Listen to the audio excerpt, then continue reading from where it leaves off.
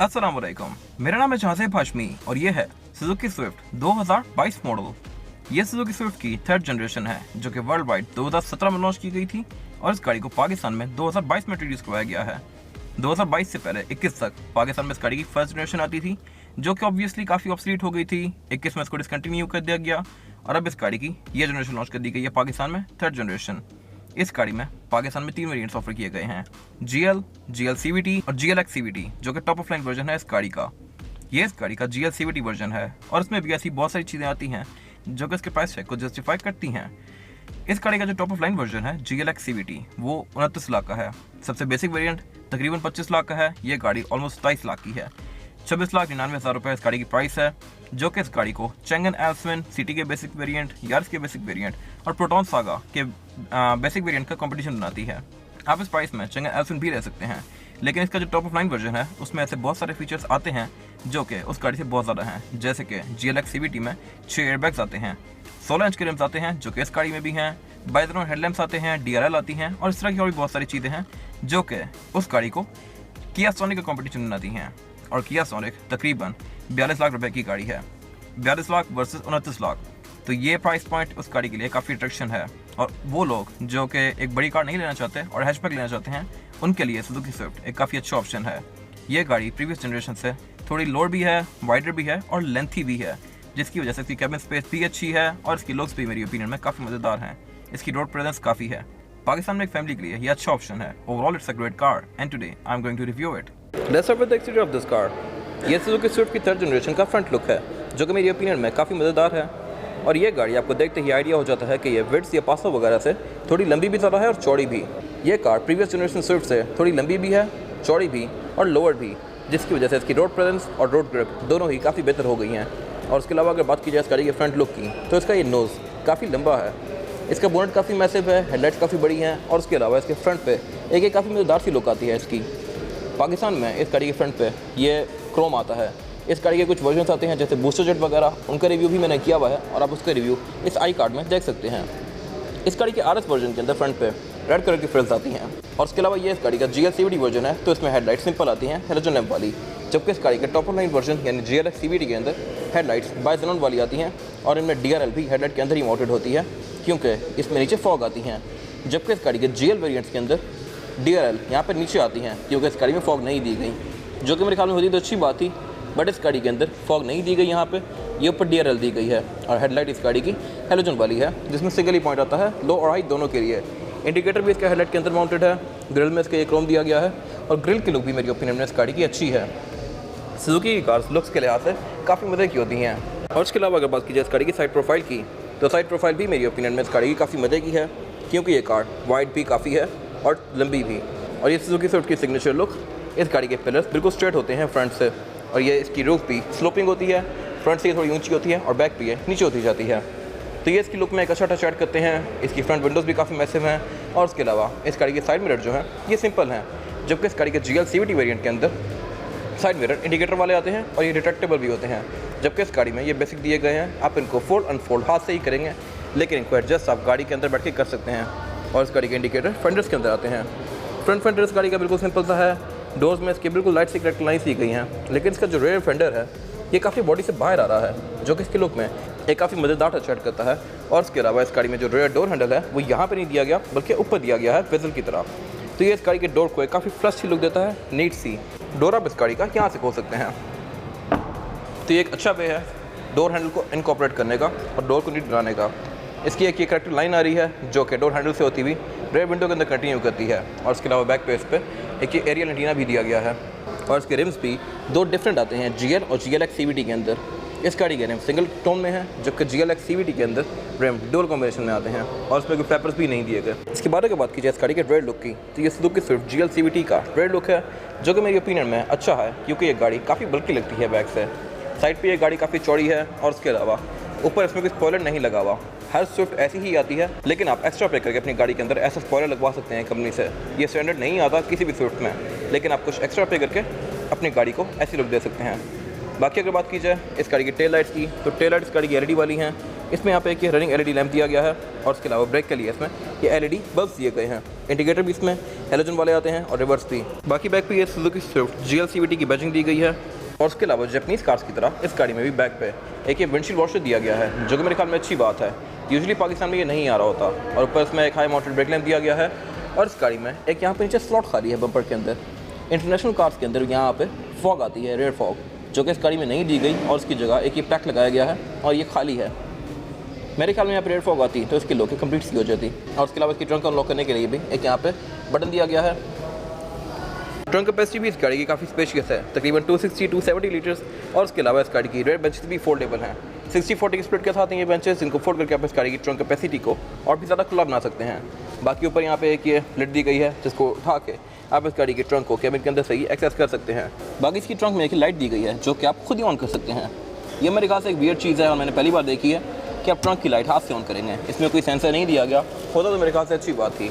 और उसके अलावा इस नीचे देखिए लिड को उठा के आप इस गाड़ी का टूल किट एक्सेस कर सकते हैं। इसमें स्पेयर टायर नहीं आता, आप रखवा सकते हैं लेके इसके अंदर, लेकिन इसमें कंपनी स्टैंडर्ड नहीं आता, बल्कि यहाँ पे एक ये टायर इन्फ्लेटर किट दी गई है, जो कि मेरे ख्याल में कि बहुत ज़्यादा कामयाब नहीं है पाकिस्तान में। अगर टायर आता तो बेहतर था। इसके बाद अगर बात की जाए इस गाड़ी के इंटीरियर की, तो ये Suzuki Swift GL CVT 3rd generation का इंटीरियर है, जो कि मेरी ओपिनियन में अच्छा है। इस गाड़ी में इंपोर्टेड वर्जन्स भी आते हैं, जैसे कि सुजुकी स्विफ्ट बूस्टर जेट। वो गाड़ी कंपैरेटिवली फीचर्स के लिहाज से इस गाड़ी से ज़्यादा लोडेड होती है, बट ये कार भी कोई ज़्यादा बुरा ऑप्शन नहीं है। इसके इंटीरियर की लुक भी मेरी ओपिनियन में काफ़ी मददगार है। इसका एक GLX CVT वर्जन आता है टॉप ऑफ लाइन। उसमें बहुत सारी चीज़ें होती हैं जो कि इस गाड़ी में मिसिंग हैं, जैसे कि स्टीयरिंग के controls, fuel gauge, temperature gauge, climate control, इस तरह की और भी बहुत सारी चीज़ें हैं। बट स्टिल ये गाड़ी उससे तकरीबन 3 लाख सस्ती है, तो मेरे ख्याल से ये वर्थ इट है। अगर बात की जाए इस गाड़ी के स्टीयरिंग व्हील की, तो स्टीयरिंग व्हील सुजुकी स्विफ्ट की 3rd जनरेशन में बॉटम कट आता है। ये स्टीयरिंग व्हील सारा ही प्लास्टिक की फिनिश में है। इसका जो टॉप ऑफ लाइन वर्जन होता है उसमें स्टीयरिंग व्हील लेदर की फिनिश में होता है। उसमें यहाँ पे स्टिचिंग दी गई होती हैं, जो कि इसके स्टीयरिंग व्हील को थोड़ी अच्छी लुक देती हैं। इसमें वो नहीं है। स्टीयरिंग व्हील सारा ये चीप प्लास्टिक है। एयरबैग इस गाड़ी में टोटल 2 आते हैं, एक एयरबैग स्टीयरिंग व्हील माउंटेड है और एक डैशबोर्ड के अंदर। और उसके अलावा इस पे कोई पैडल शिफ्टर्स भी नहीं आते। सुजुकी बूस्टर जेट वर्जन के अंदर पैडल शिफ्टर्स भी आते होते हैं। और उसके अलावा अगर बात की जाए इस गाड़ी के मीटर की, तो ये मीटर अच्छा है मेरी ओपिनियन में। इसकी लुक अच्छी है, लेकिन ये है काफ़ी बेसिक सा। इसमें जो स्पीडोमीटर दिया गया है और RPM दिया गया है, और बीच में एक ये MRE डिस्प्ले दिया गया है। ये आपको गाड़ी के बारे में डिफरेंट चीज़ें शो करवाता है, जैसे कि ट्रिप्स, रेंज, एवरेज किलोमीटर पर लीटर, फ्यूल गेज, इस तरह की डिफरेंट चीज़ें। और उसके अलावा इसकी हाउसिंग मेरी ओपिनियन में अच्छी है। इसमें फ्यूल गेज यहाँ पे नीचे दिया गया है, जबकि इस गाड़ी के टॉप लाइन वर्जन के अंदर यहाँ पे आता है। खैर, उसके अलावा अगर बात की जाए इस गाड़ी के डैशबोर्ड की, तो डैशबोर्ड भी इस गाड़ी का सारा ही प्लास्टिक की फिनिश में है और ये सारा ही चीप प्लास्टिक है। इवन डोर पैनल्स भी सारे चीप प्लास्टिक के हैं। इनमें कोई ज़्यादा मटेरियल यूज़ नहीं किया गया अच्छे, जस्ट यहाँ पे फैब्रिक दिया गया है। अगर मेरे ख्याल से इस गाड़ी के अंदर मटेरियल थोड़े प्रीमियम यूज़ किए जाते तो अच्छी बात थी। इस गाड़ी में जो ये वाला पैनल है ये वाइट कलर का है, जबकि इसके टॉप लाइन वर्जन के अंदर ये ब्लैक कलर का ही होता है, ब्लैक ग्रे सा। और उसके अलावा इस गाड़ी में टोटल 4 एयर वेंट्स आते हैं, चारों ही डैशबोर्ड के अंदर। सेंटर में यहाँ पे एक ये मल्टीमीडिया सिस्टम दिया गया है, जो कि 9 इंचेस का है। ये काफ़ी फीचर रिच है। ये एंड्रॉयड पैनल है, इसमें यूट्यूब भी आती है। आप ऐप स्टोर से यहाँ पे ऐप्स भी डाउनलोड कर सकते हैं। बाकी इसमें मैप्स भी आते हैं। मैप का यहाँ पे एक डेडिकेटेड बटन दिया गया है। बाकी इसमें ब्लूटूथ भी आती है, कार्ड भी लगता है। इस तरह की सारी चीज़ें इसके अंदर पूरी हैं और ये इसके डैशबोर्ड को लुक भी अच्छी दे रहा है। उससे नीचे यहाँ पे इस गाड़ी का क्लाइमेट कंट्रोल दिया गया है। क्लाइमेट कंट्रोल इस गाड़ी में बेसिक ही है, जैसा कि छोटी कार्स में आता होता है।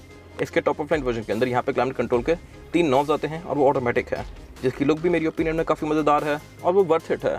इसमें जैसे ये बेसिक से नॉब्स दिए गए हैं। उससे नीचे इस गाड़ी का 12 वोल्ट का पावर आउटलेट आता है। यहाँ से आप फ़ोन वगैरह चार्ज कर सकते हैं।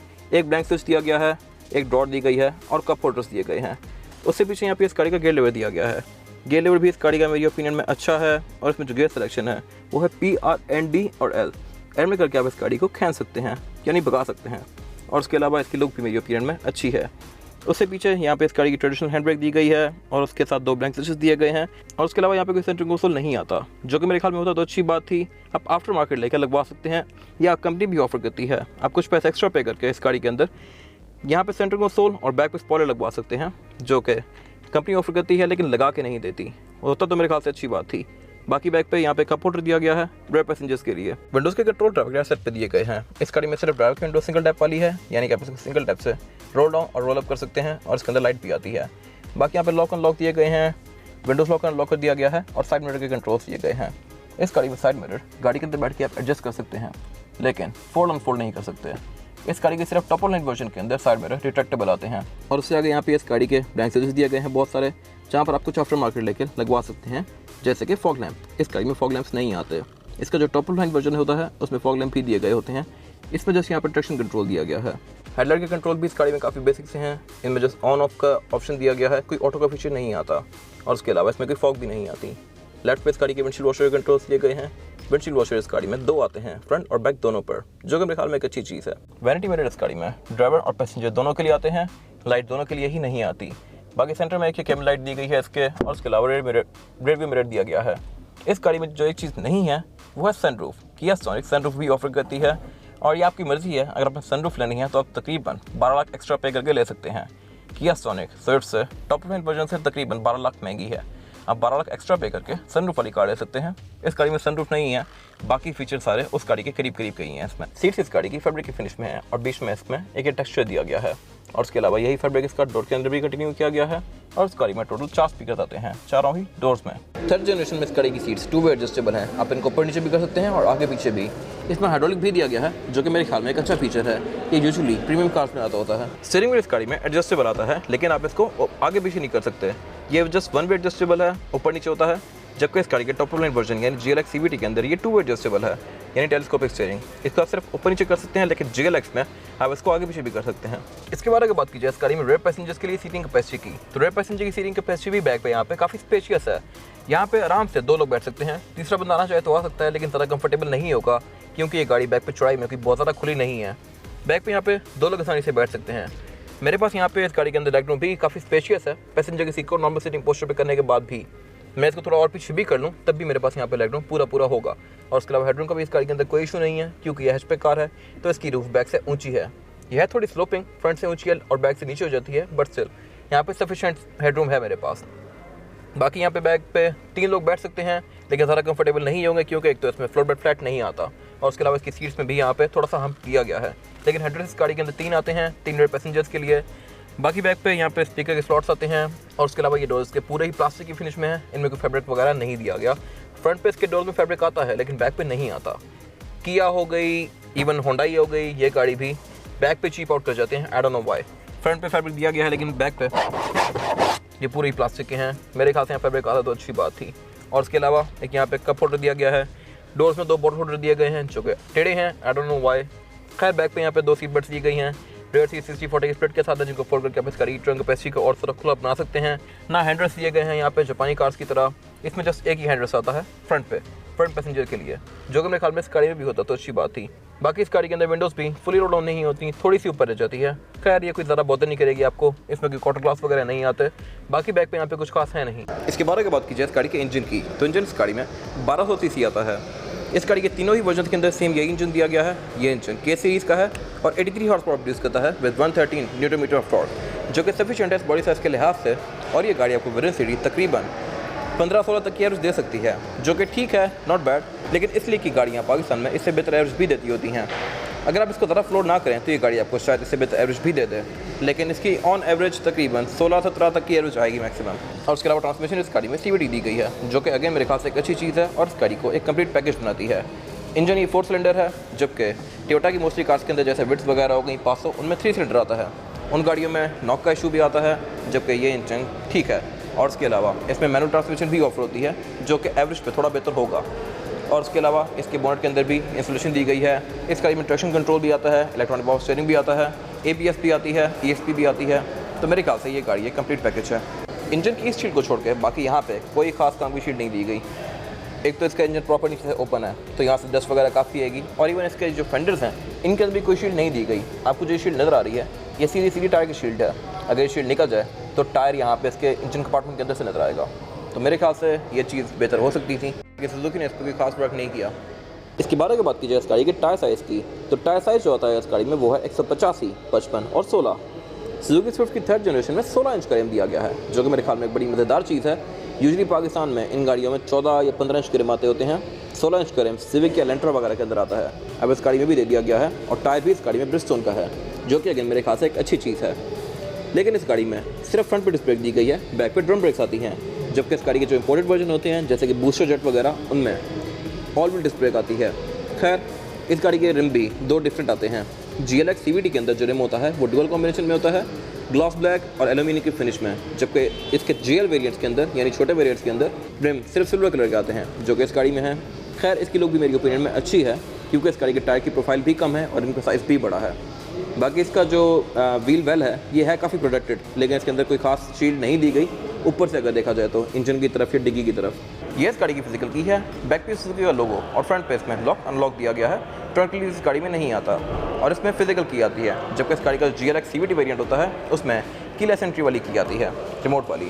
और इसके डोर हैंडल भी ये बॉडी कलर में है, जबकि GLX CVT के क्रोम की फिनिश में आते हैं। इसकी की को आप इंसर्ट करके इसको अनलॉक कर सकते हैं और गाड़ी को स्टार्ट भी कर सकते हैं। ये था आज का review Suzuki Swift GL CVT 2022 model का। अगर आपको ये रिव्यू पसंद आया है तो इस रिव्यू को लाइक कीजिए, मेरे चैनल को सब्सक्राइब कीजिए, और अगर आपके पास इस गाड़ी से रिलेटेड कोई भी राय है तो उसको कमेंट सेक्शन में जरूर शेयर कीजिएगा, ताकि वो लोग जो ये गाड़ी लेने वाले हैं वो आपकी राय से फ़ायदा उठा सकें। अपना ख्याल रखिएगा। Thank you.